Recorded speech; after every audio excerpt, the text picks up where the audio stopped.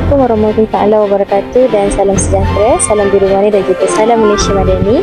Saya Siti Nurmasita binti Mokhtar 306152. Jadi hari ini kita berada di Muzium Warisan Lipis untuk membuat kajian dalam subjek institusi dan organisasi dalam sejarah gunaan. Muzium Warisan Lipis merupakan sebuah bangunan kolonial yang menyimpan pelbagai kisah sejarah negeri Pahang. Dan ini juga bekas rumah setiausaha Kerajaan Pahang sejak tahun 1920-an. Bukan sahaja mempamerkan artifak bernilai, tetapi menjadi simbol penting warisan budaya masyarakat tempatan. Bangunan muzium ini sendiri merupakan tinggalan zaman kolonial British. Di dalamnya tersimpan artifak autentik berkaitan pentadbiran lama, perkembangan kuali lipis dan kehidupan masyarakat setempat pada masa dahulu kala.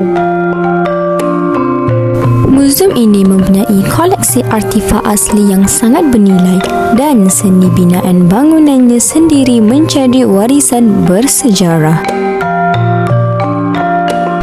Namun, terdapat kekurangan tenaga pakar konservasi serta bajet pemeliharaan yang terhad. Terdapat peluang besar untuk bekerjasama dengan institusi pendidikan dan agensi warisan dalam mendapatkan bantuan teknikal dan juga dana. Faktor cuaca, kelembapan serta ancaman vandalisme dan kecurian turut memberi risiko kepada kelestarian artifak. Lokasinya yang strategik di pusat bandar dan mempunyai nilai sejarah unik berkaitan zaman kolonial British. Namun, promosi muzium masih kurang agresif di platform digital dan kekurangan bahan interaktif seperti pameran maya. Seperti yang kita lihat, Muzium Warisan Lipis tidak mempunyai sebarang akaun di platform Instagram dan juga TikTok. Jadi ini menyukarkan untuk kita mengakses maklumat serta mengetahui tempat tersebut. Dengan adanya program pelancongan berkonsepkan warisan, muzium ini berpotensi menarik lebih ramai pelancong tempatan dan juga dari luar negara. Ancaman bagi Muzium Warisan Lipis ialah persaingan destinasi pelancongan lain dan minat generasi muda yang semakin berkurang terhadap muzium tradisional turut menjadi cabaran utama. Bagi memastikan warisan ini terus terpelihara, terdapat beberapa langkah yang dicadangkan.